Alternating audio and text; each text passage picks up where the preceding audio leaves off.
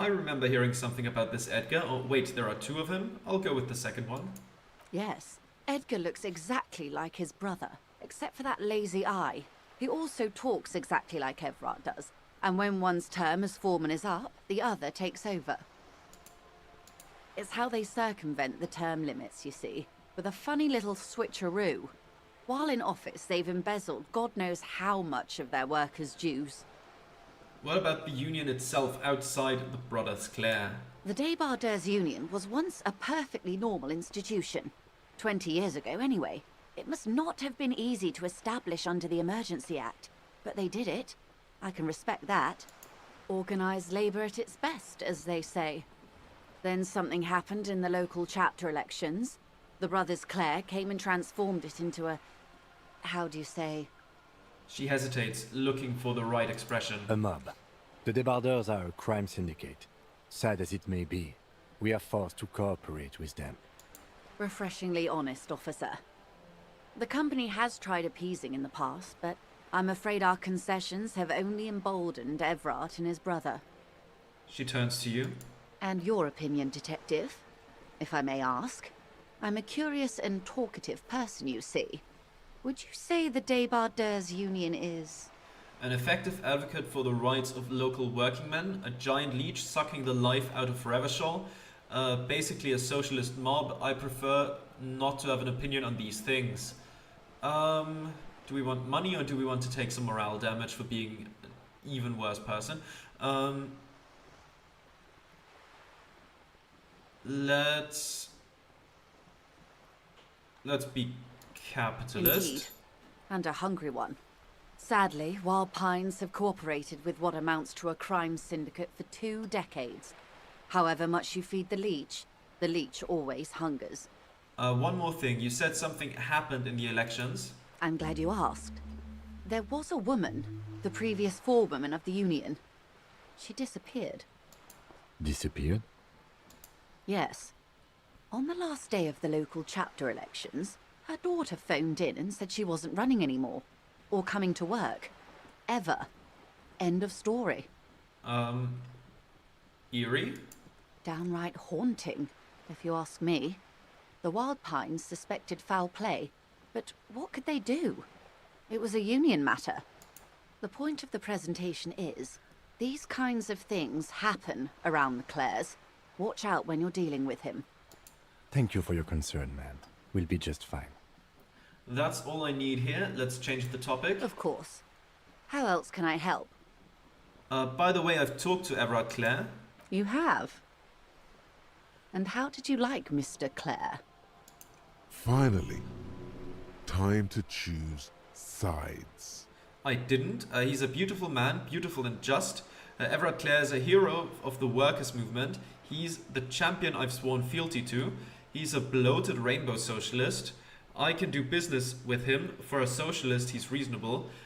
He is not the champion I have chosen. I wish to swear fealty to you and the cause of capital. It's not important if I like him. I was doing my job. Bloated rainbow socialist? Oh, come on now. He has his uses. How else would he have stayed in power all these years? Or wait, actually... She answers her own question. Corruption. That's how he's done it. Fantastic, worm-like corruption, reaching into the bowels of the earth. She looks at the ground and nods. The position of my unusual colleague does not reflect official policy. I hope you understand. The RCM does not pick sides. Of course. And I don't expect you to share anything he told you with me. I'm not a corrupt worm myself. However, if you felt like discussing something... Well, there we have it again. How could I stop you? Are we not human? Are we not curious to hear another person's take? It's only natural. We would only be... gossiping. Man, Joyce and Everard are both so manipulative in such different ways. It's amazing. Tell her she'll like you for it. Yeah, electrochemistry, calm down. Yes, your disgusting necktie agrees completely. Let's gossip. Mr. Everard is helping me find my gun. Oh. That's so helpful of him. The lieutenant looks at you, and you can swear his jaw muscle is trembling. When I said be wacky, I didn't mean wildly, grossly irresponsible and damaging to the RCM. Unconventional police officers sometimes lose their guns. They then go around and tell people about this, to gauge their reactions. It's all part of detecting. Incredible. Simply incredible. And how is it going? Has this detecting produced a gun? Mr. Everard is helping me find my gun. Yes.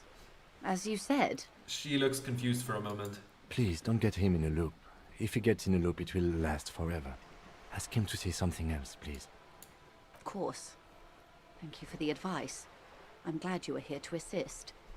Your other dealings with Everard are still of considerable interest to me. The lieutenant will be more lenient toward sharing those, hopefully. Mr. Everard is helping me find my gun? Oh. That's so helpful. Okay, The lieutenant looked that's when just I the said same Unconventional thing police. over again? Incredible. Okay, so we Simply can't... incredible. You can How go is into it going? You can go Has into a this loop here. detecting produced a gun? And we might do that when Kim isn't around. Mr. Everard says it's almost ready to be found soon. Did he now? Well, then it should be any day now. Unless, of course, he's lying to you. Anyway, was there anything else you've heard? I'd rather talk about something else for now, if you don't mind. Of course, Detective. Should something come up later, down the road, don't be afraid to drop by for a chat. Until then, is there anything I can help you with? What can you tell me about this lynching? Quite a few things, I'm afraid. She falls silent for a moment, contemplating something. The information I'm to share with you includes sensitive trade secrets. For the sake of my employer, I have to ask for your names and badge numbers. Of course, ma'am. We should have introduced ourselves. I am Lieutenant Kitsuragi, from Precinct 57. And this is my colleague from Precinct 41, Detective Dubois. I'm afraid Harry doesn't have his badge at the moment. I hope mine will suffice.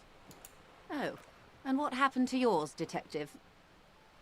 She returns the lieutenant's badge and turns to you. awkwardness washes over the conversation. The woman doesn't like this turn of events. Remember when my partner told you I'd recently suffered an unusual medical episode? My lost badge is related to it. I see. So, are you saying you lost your badge during the course of this episode? It's possible. After a night of heavy drinking, I lost all memory of my life and the world. I could have eaten it for all I know. I don't remember anything. This world, this city, nothing. Yes, let's go with the first one. Oh dear. I suppose this does explain some of the more curious turns in our conversation. As I said, ma'am, his technique may be very unconventional, but he is an officer of the RCM. Of course, I sympathize, but I'm afraid I simply can't share anything more until I've seen that badge. Hang on. She's a professional negotiator. She should be open to some sort of mutually beneficial arrangement. What kind of arrangement would it be? I mean, favors for favors. A dirty alliance of some sort. Okay, that's raised the odds. Let's give it a shot. Easy. There we go. Just offer her a favor. Like I said, nice and dirty. Surely there's some other way to demonstrate our law enforcement credentials. I will be frank with you. If I'm going to break protocol, I need to be able to justify it to my superiors. They're going to want to see something very tangible. You're in, but expect her to drive a hard bargain. Like what? Reports from inside Terminal B suggest it's a hub for the local drug trade. This is an open secret in Martinez. The Union controls the terminal, so it goes to reason. They're profiting from this trade. The company has tried looking into this matter before, to no avail.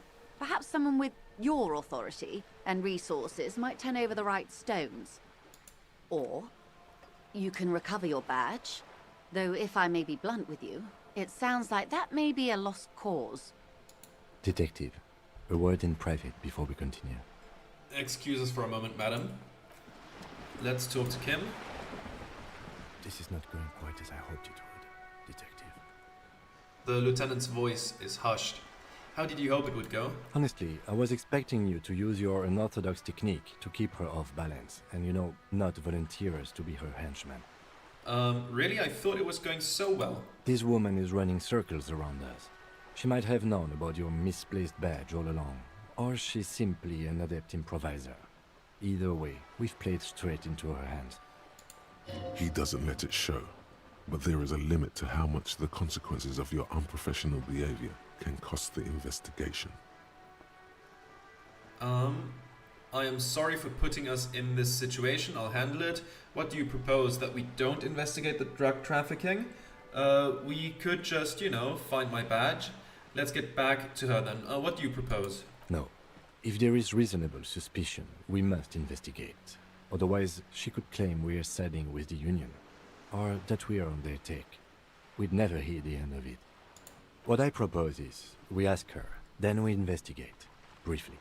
But do not share the outcome of this investigation with her. We tell her it's done, and demand for her information on the lynching. We could just, find my badge. Oh, that would be fantastic, but do we have the time? The world is large, and your badge is 8 by 6 centimeters. You could request a new one from your station, but that would literally take months. Let's get back to her then. I'll never apologize. You're back. Good. What can I help you with? Okay, tell me about this alleged drug trafficking. It's quite straightforward. Someone is using Terminal B to smuggle raw ingredients from the Samar and Isola into Revachol with the Union's blessing. Wild Pines has suspected it for years. Ingredients for what, ma'am? Meth and dextroamphetamine, GBL, and various synthetic psychedelics. Honestly, it might be quicker to say what you can't make from the stuff. Let me get this straight. The materials come from Samara to Revachol through the terminal. Yes. After they clear the terminal, we lose track. The actual production is taking place at various sites in and around Jamrock Quarter, north of here. Wild Pine seems to be well apprised of the local drug trade, ma'am. Do you mean to say the Union also produces the product? Sells drugs, I mean? We're in logistics. It's our business to know. And no. As far as the company knows, the Union does not produce it. They transport the ingredients for a cut. And you want us to investigate? Yes, but you won't get anything out of Evrat and the Dock Workers Union. Still, She raises... every oh, chain has its weak link. She raises her bony finger. What do you mean? Am I going to need bolt cutters for this? Am I going to need bolt cutters for this? Unlikely, officer. I'm talking about the lorries. Once the ingredients reach Jamrock, they're distributed to a network of local manufacturers, well beyond our grasp. But in transit, they may be vulnerable. Perhaps you've noticed that a number of lorries are tangled in a traffic jam at the roundabout just now. Interview the drivers who are still hanging about. One of them might be waiting for a crucial shipment. She gives you a knowing look. I'll be explicit. If you find this driver, I will share company secrets with you. Why didn't you come to the RCM earlier? It's no coincidence the lorries are stranded there like that, is it? What proof do you have that the Union is involved? Okay, I've made up my mind about the smuggling investigation. Actually, let's discuss something else. Let's just start from the top. Why didn't you come to the RCM earlier? We did. On more than one occasion. Apparently, there's some sort of inter-precinct disagreement about whose jurisdiction this area falls under. We know the company has launched its own probe into the Union's alleged involvement. We also know it's come up empty. It's not just the RCM. No one's been able to find any hard evidence. Well, here's your chance, officers. It's no coincidence the lorries are stranded there like that, is it?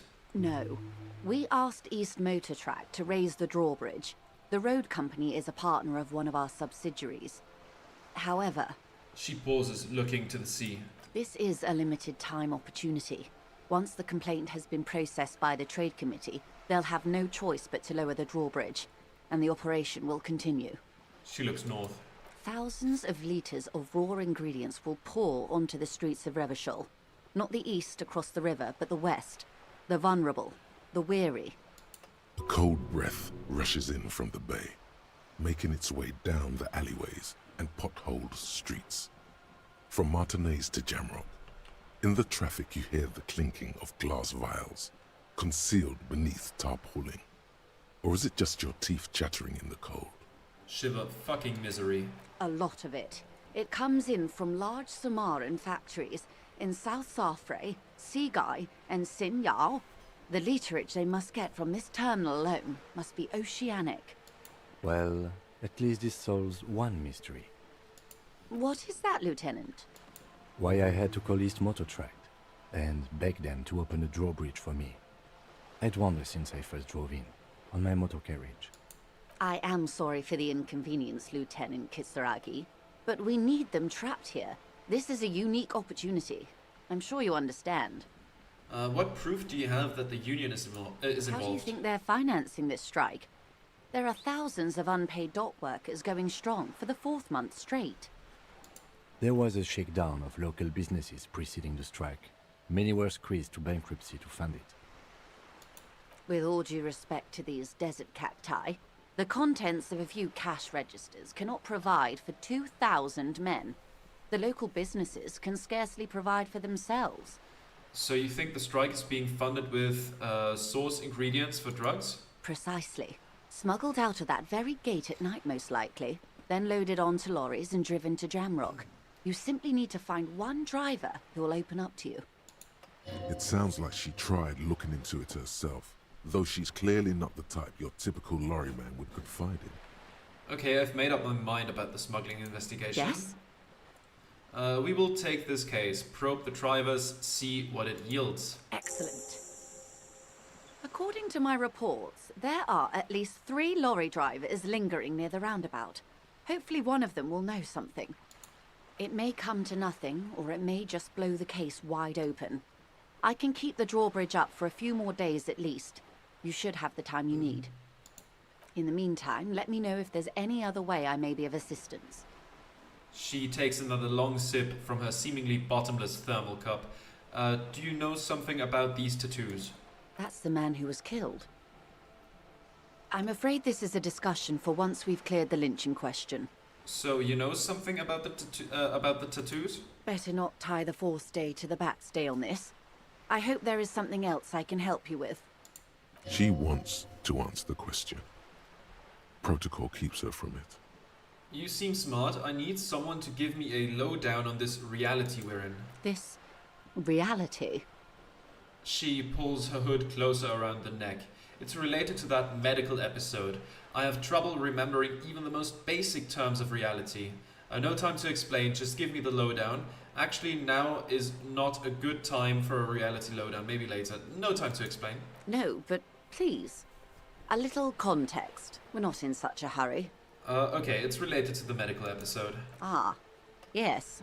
The episode. Sounds like an acute case of encephalopathy, now that I think of it. She puts down her thermal cup and looks at you. Don't be phased, madame. He functions perfectly well. He only needs a lowdown on all of reality. We may be here a while then. Ask away, officer. I'll help however I can. All right, you're in. Begin with the first Okay. one. You'll appear worldly. Where are we? We're in Martinez, baby. Baby? A casual term of endearment popular among the 50-plus crowd. It's a disco holdover, pay it no heed. I'm a disco holdover myself. Aren't we all? And what is Martinez? Martinez is a district of Revachol. A very small district tucked away near the industrial harbour, north of the 881 and Jamrock. You would be excused for not knowing about it. Unimportant, they say. Forgotten, even. Shelled to smithereens during the Revolution. It has its charms, just not this time of year. Tell me more about Martinez. I'm not a good ambassador. I've only been here once before, as a teenager. Not a lot has changed. There are ruins, a terminal, fishing boats, reeds, boys with boxy shoulders. This place used to be a province. A workers' resort before the city swallowed it and the artillery did its work. The reeds are the real star of the show here now. The further down the coast, the wilder it gets. You mentioned a sea. What sea is this? It's not really a sea, it's the Bay of Revachol. And the bay feeds into the ocean. Are we near the ocean? Yes. We're on an island in an ocean. The world's largest body of water. The Insulindic. Vast, lukewarm and unknowable, flowing in and out of sight. What's the name of this island? Caillou, as you already know. Imagine a pebble. A smoothed-over pebble amidst a great blue sea, misshapen, cracked. The cracks are the River Esperance. We're in the delta of this river, on the 6th branch, the Martinez distributary. It is clear this pebble is of enormous value to her. Okay, that's Martinez. What's Revachol? Revachol? Revachol is what you call a city. What kind of city is Revachol? The great kind. As if it's self-explanatory, beyond patriotism, a fact. What makes Revachol great? History, detective. They built this city to resolve history. Our part in it, at least. Our centuries.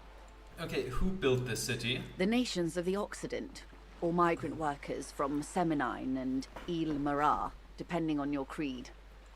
When was Revachol built? In the DeLorean century. 380 years ago. And why will it resolve history? They say it's where the terrible questions of our time will be answered. The tensions are highest, the fault lines deepest. By that I mean conflicts. Ideological conflicts. The stuff of men. Why here? We are standing on a fertile, self-sufficient island able to sustain up to 200 million people in the middle of the Insulindic Ocean, the world's connective tissue. It's where the money is. So we're in an unimportant part of an important place. So we're pretty much at the center of the world.